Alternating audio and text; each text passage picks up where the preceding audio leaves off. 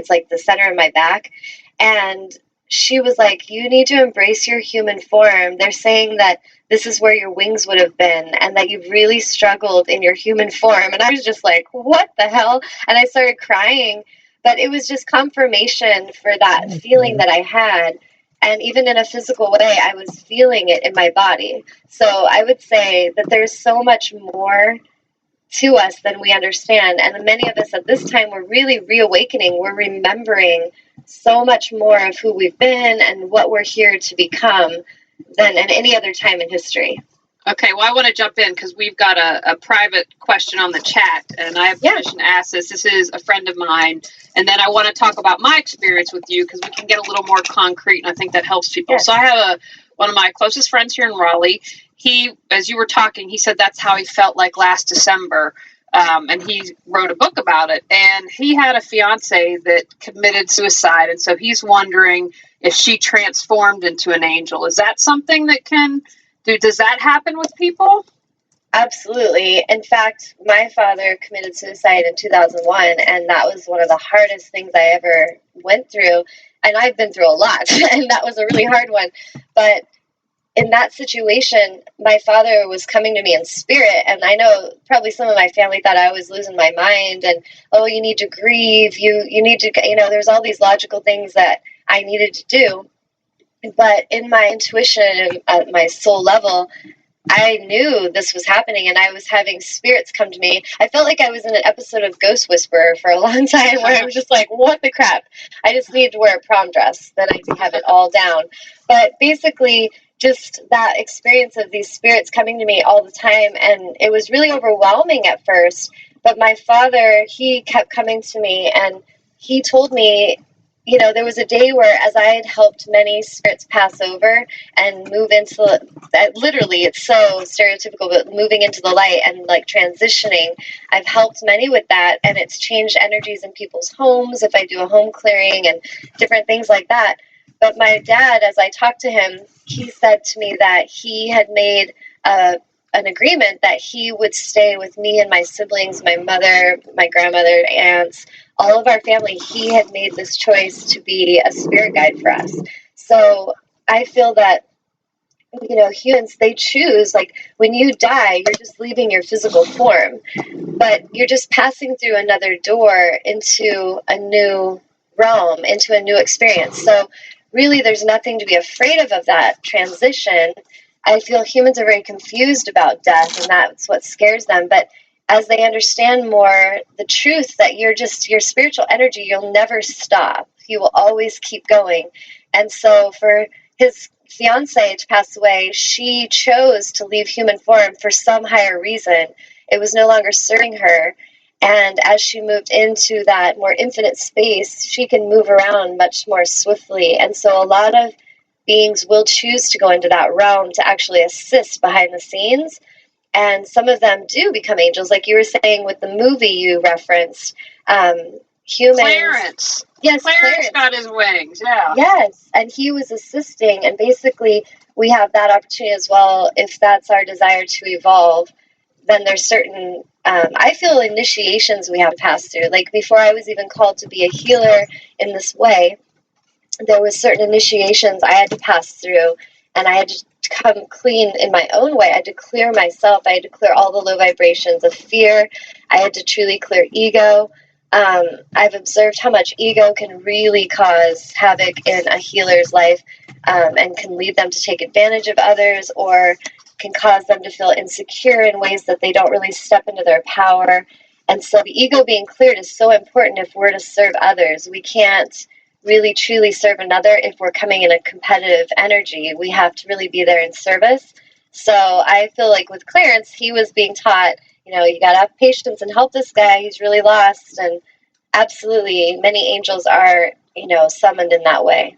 Well, talk a little bit about, because I have set the intent with anyone that I have on the show that they are in service to people. And I don't mean perfect, but what I mean is you're not taking people for millions of dollars, you're honorable. And I have to tell you a funny story. I don't know if Amnon remembers this. Fairly early on when we started, someone was really good, but it's like this light switch went off and she just went into sales mode. And, I give everyone at the end of the show the opportunity, because I want you to get work out of this. If there's someone like, oh my gosh, I really resonate with Tanya, I want them to work with you, because that's the whole point of the show. I want you to heal. Yes. I want you to reawaken your brilliance. But it was like a complete, in my mind, a completely different person. And I'm in the studio just looking at each other, but the universe took care of that. We had not a power outage, but people writing like, oh, we can't hear anything.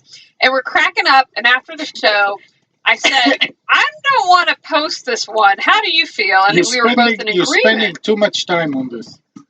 So anyway, I understand. What suggestions would you have to someone who is looking to find a healer? How could they know someone that's trustworthy? Okay, well, this is what my angels have actually taught me, and as I lead workshops and helping others understand how to be in their power, it's a huge lesson that the place we're in at this time is about vibration. We're no longer in a place where what we see is what we get, and we're really being taught to not look with our physical eyes and be deceived by anything physical. All this physical is shifting all the time. So the true way to tune in and discern is through energy. So when you tune into a healer, you feel her energy or his energy. You feel their intention. You do. And we either listen to what we feel or we ignore that. And so a lot of times what spirits told me is that when people are very lost and they're afraid, they're suffering in some way, they're desperate for answers, they are in an energy and vibration of desperation and fear. And if they don't pause and ask higher source and higher counsel for direction, they will attract the very energy they are.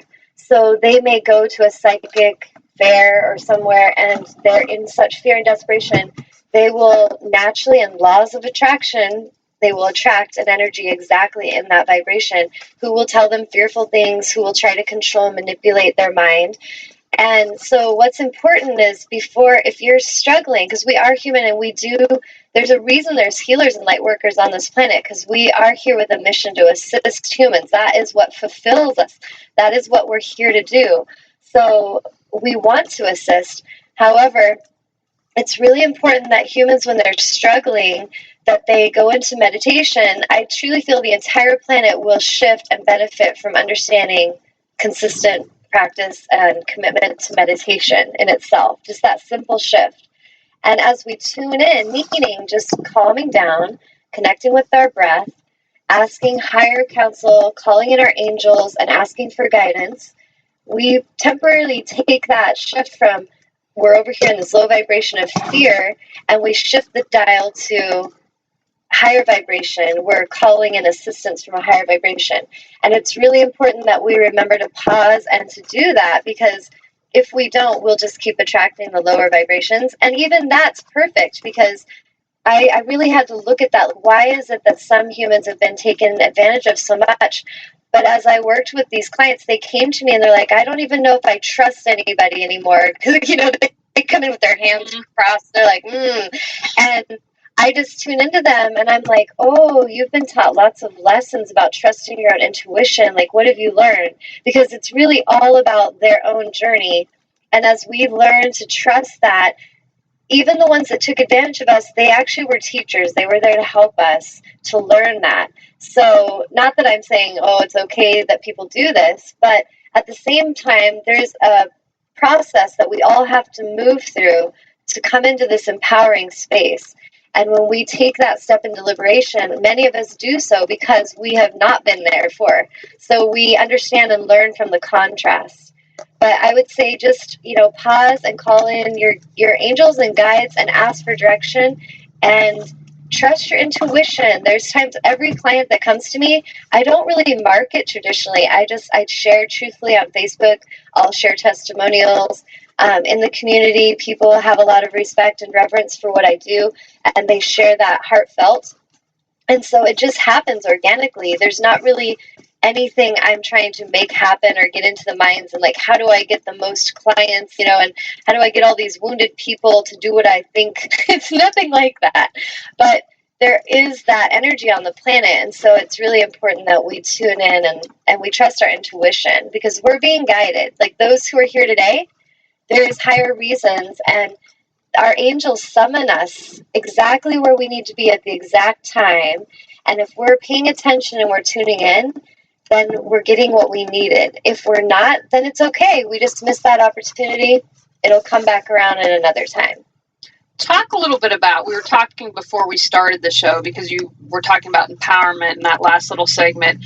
Talk about empowerment and victim energy. I think that this is so important, and that, you know, someone might not even realize that they have a lot of victim energy.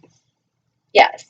Well, a big part of this global shift that we're all moving through, and I think it's important for us to realize that we are all moving through this together, because so many clients that I see think they're going through this alone, like, oh, it's like the world's against them and they're struggling. But you're not. You're all going through it. I'm going through it with you. Julie's going through it with you. Every one of us, we're going through it, and we have to learn from these lower vibrational experiences. We have to learn from these aggressive beings that come and think they can take from us or control us. And those energies come in to awaken our liberation, our independence, our power. And so what I think one of the biggest struggles that humans have into stepping into their power is that they don't want to see that they're being victims. They don't want to admit that. It's kind of like an alcoholic not wanting to admit they have an alcohol problem.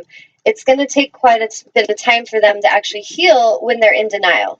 So when we're in a victim consciousness, we are always looking at the lack. We're always looking at there's not enough, I'm not getting my share, they're against me. There's this energy of blame where we're always blaming others for what they did wrong or how they should have done this better. You're making me feel this. Like, I can't even tell you how many times in my past, before I shifted and cleared a lot of these energies from my life, that I heard that projected at me, like, you're making me feel. And I would just be so confused, like, how am I making you feel anything? Like, I'm just myself and you're feeling your own emotion. But what it is that I learned is that we have to be accountable for our own emotions, our own energy. If I'm feeling frustrated today, it's not going to serve me to take it out on Julie and just be like, you know what? I'm really pissed off, Julie. Like, you didn't do that show the way I thought you should do it. I mean, I could do that, and my ego would really be taken over, and then she would most likely, it could easily trigger her ego, and then we both are operating from that misaligned energy. But if I feel frustration, I can go meditate, I can go for a walk and talk to my angels, talk to Source, thank them for bringing clarity to me to help me understand what is it that's frustrating me. And then Spirit will speak to us. It will say, well, you need to just be patient. Like, they're going to get it when they're ready. Like, this is not your responsibility. I'll hear that a lot. So I'm like, oh, okay, thank you. And so really, it's just us. I feel personally I have no right to take out my anger or any energy on another, but many that are operating from lower vibrational experiences and energy, they're still in that victim consciousness. They think that's normal. And so that's their normal, their uncomfortably normal, is to just project and attack, psychically attack others. So it's really important that as we're clearing that from our own lives, that we have really healthy boundaries, that we really love ourselves. As you were saying, Julie, the person that was projecting on you, it's important that you don't take that personally, but that you really learn from it and realize, oh, this is an opportunity. There's something in my vibration that's ready to be cleared. Because anything that's happening to you in your external world is a reflection of your internal world. So if there's an attack coming at you, what internally is happening inside of you where you feel you're not good enough, you're not worthy, that you deserve to be attacked? There's some level of that going on. And so as we clear that energetically from our vibration, in a clearing, we shift our frequency so that we're, for example, if there's a woman that has been sexually assaulted or molested and she never healed that, and she doesn't realize it, but that energy still is being sent out like a beacon, a signal in vibration and frequency is being emitted from her. So until she clears that and realizes she is good enough, she's beautiful, she is enough, and that experience did not have anything to do with her, it had to do with another, until she can clear that, she'll continue to attract those energies to her life until she realizes, whoa, I'm done with this. Okay, learn the lesson, clearing it out. and then she goes higher in vibration. So as we go higher, our frequency raises. We no longer even are on the radar for those lower vibrational frequencies to come in as often